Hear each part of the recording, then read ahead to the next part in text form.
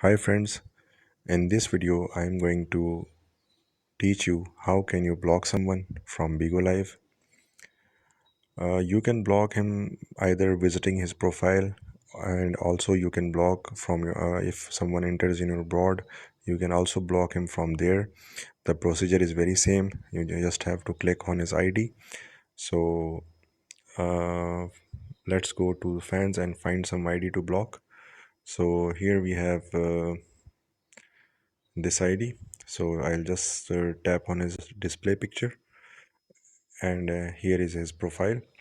So all I have to do is just click on these three lines, and by clicking on here I have options of notification off. If I select this one, this person will send message but I won't be notified.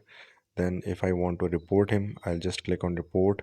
And in this video we are discussing about blocking, so just click on the block and it will ask for confirmation. Just tap on block and he is blocked.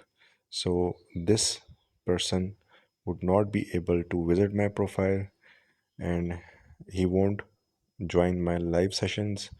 And that's how you can block someone. I hope this will resolve your issue. Thanks for watching my video.